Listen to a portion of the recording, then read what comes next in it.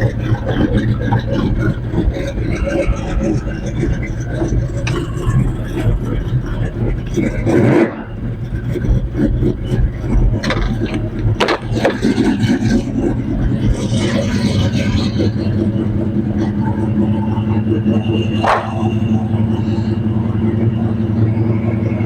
this is our 1973 Dodge Dart Sport 340. It's in storage right now, so we're out at the storage facility. Hopefully we'll be able to do a little bit of work on it today, so we can show you around. This is the original color.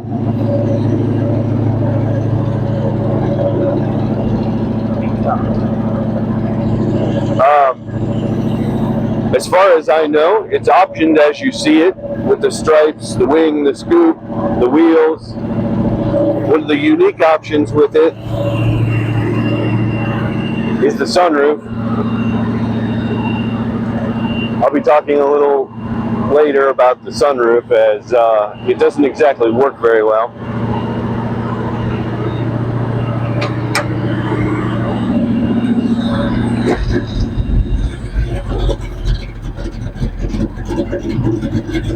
Might be easier to hear that way.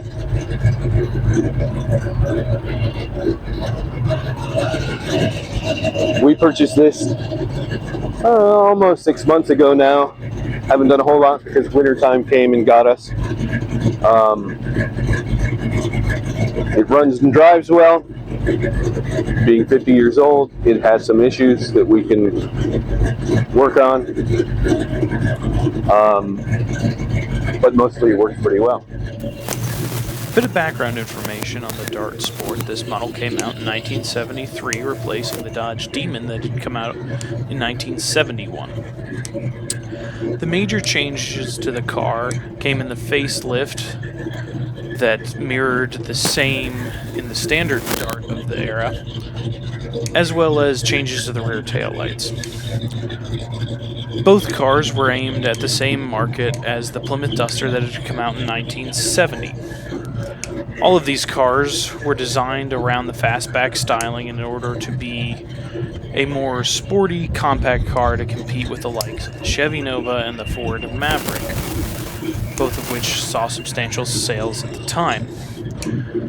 Important to note about the specific 1973 model year is that this is the only year that the Dart Sport could be optioned with the 340.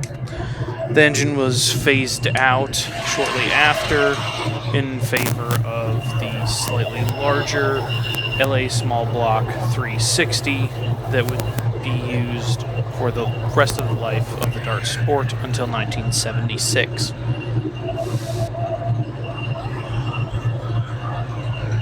So what we know so far is that it seems to be the original 340.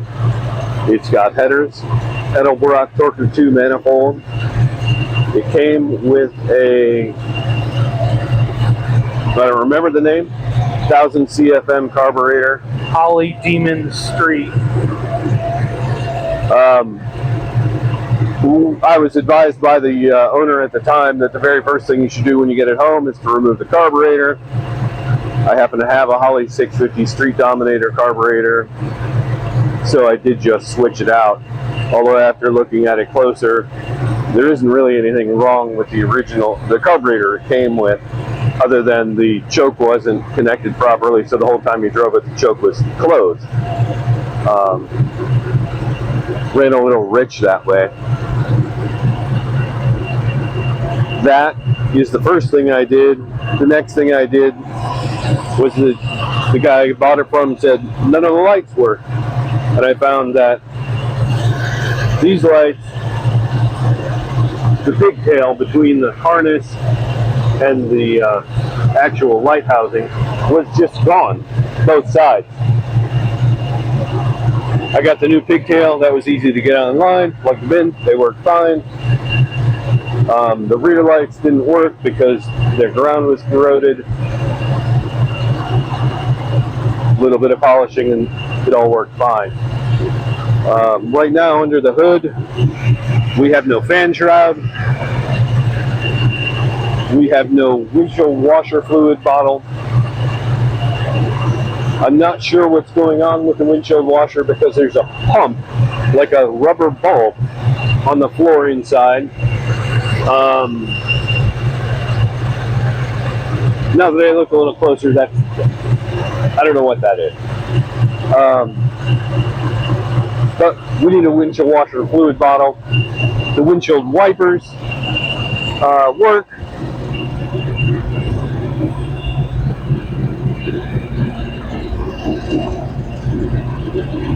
They're a little sluggish, and sometimes they just stop.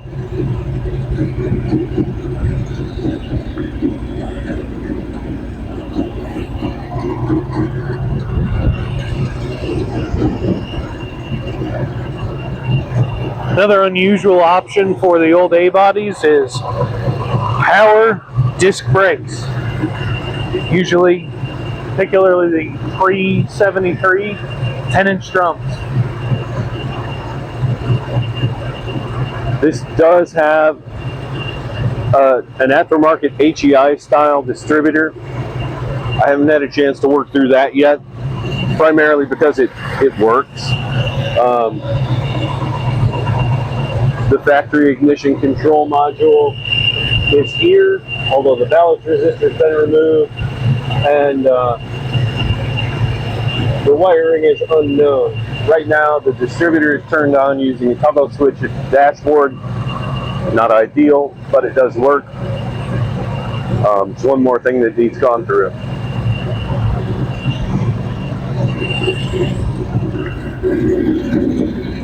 When we got it, the sunroof was just plain loose. One of the good negotiating factors is the guy's like, yeah, I don't know what to do about the fact that the sunroof is just loose. You have to take it out every time you drive down the road. I was able to find a few new old stock parts to get it at least into a fixed position. So it's in there, it's tight, it's weather tight, and I'm working on making the crank mechanism work now. It's either impossible or not easy to buy parts for it, but I think they can be machined.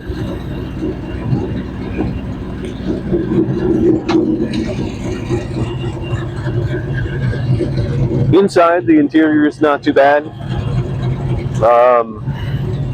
Somebody cut a big hole in the dash and put a DIN-sized radio in. That'll be coming out.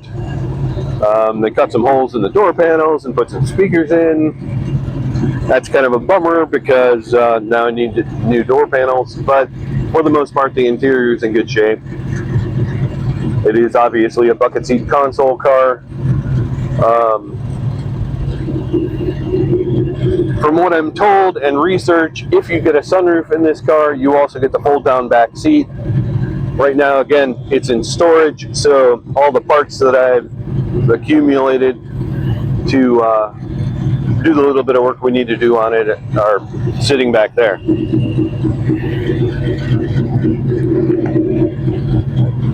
This is what the previous owner was using to hold the sunroof in place.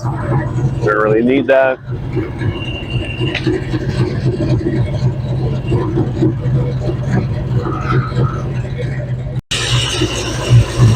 So, this car's more or less been in mothballs since he bought it, and this is going to be kind of the first time running through everything on it, going through, checking fluids, making sure everything's okay to work. It has ATF in it. Who knows if it's the right level with hacked off, butchered together dipstick, but it has fluid, and the fluid is bright red.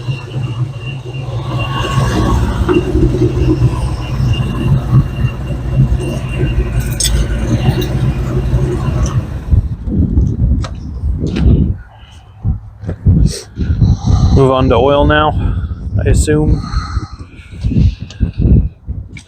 I didn't give it much time. That's a new one. Haven't had that happen before. Is that just pressed in? Yes, it is. Well, not this one. Others are pressed in, but not this one.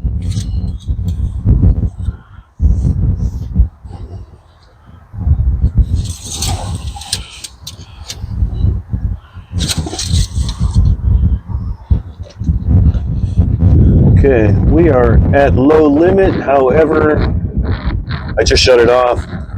Check that again after it runs. And at least Back it's nice down. and black. Yes. And of course, it's been running, so we don't want to do this. It's 30 degrees. It can't have gotten that hot.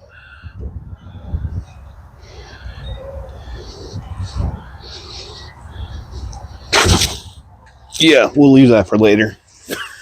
Apparently it did.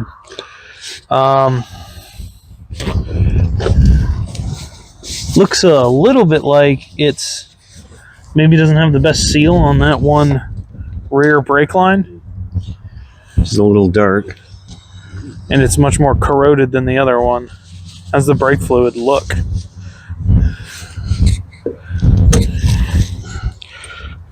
That hurt a little bit.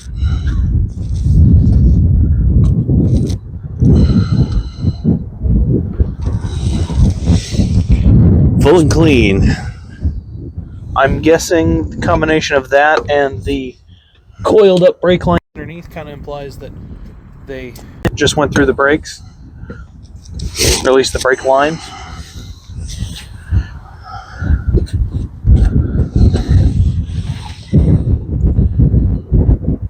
Has fluid, but no dipstick.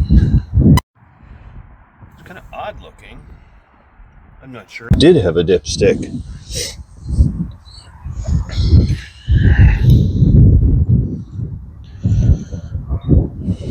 Does it have fluid down there? I can't really tell. I can't really tell. I guess I'll go get something to stick down there. Okay. Is there any fluid in it? Well, I don't know. No, not that I can see or. There's fluid. Well, yeah. Perhaps needs a little bit. You can put that down on the other side of the cardboard list. And the bottom of this cap looks really weird, like it had a dipstick, but Somebody cut it off. somebody cut it off. Matches the dipstick for the transmission. Yeah, the power steering does work just fine. Doesn't whine or make any weird noises, so it might be full the way it is. That just leaves checking the diff fluid, but that's a wait to roll it back inside kind of deal. Yeah. I also want to check the rear end ratio because I don't know what it is, but I do know that it's wound out really hard at 35 miles an hour. So it's probably a really low ratio. So we don't really know anything about the brakes. And we thought we'd take a look at the rear brakes. So I'll go ahead and jack it up and see what we find.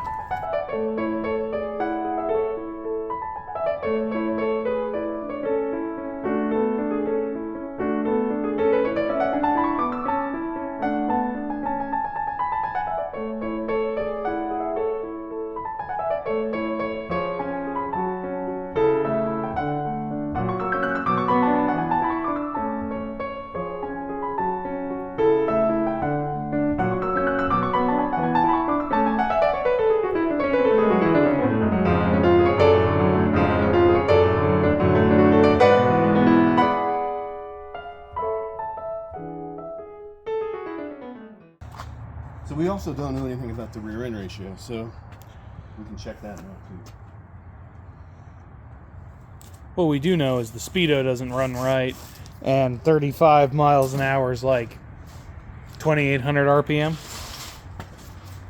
Okay, so let's watch that wheel. Huh. It has an open rear end. Don't use chrome sockets on impact wrenches.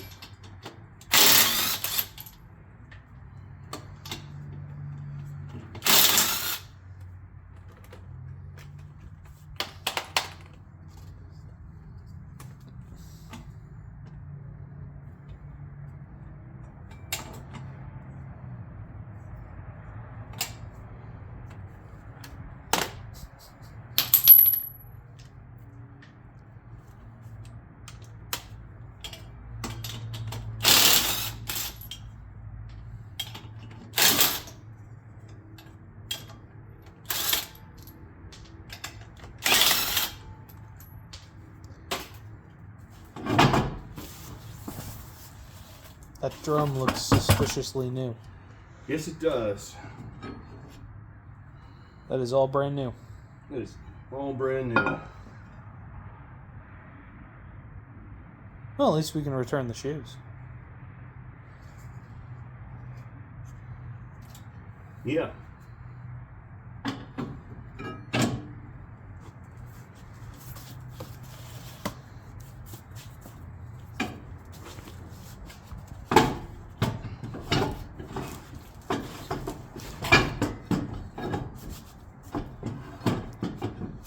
So now the question is, do we take the front apart, and if it's the same, do what? Because the front brake components we bought were upgraded components. Yeah. Well, I don't know. These center caps are a pain in the butt.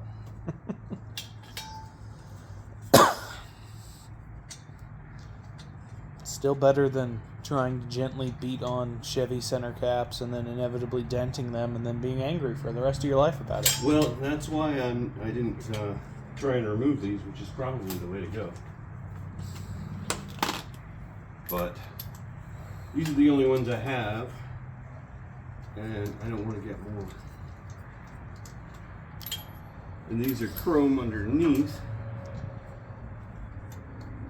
and somebody painted them silver. It's kind of annoying. Yeah, when we put different rear tires on it, we should take it all apart and sandblast the wheel and paint it and make it all look nice. I'm kind of disappointed it has an open rear end. We have a welder.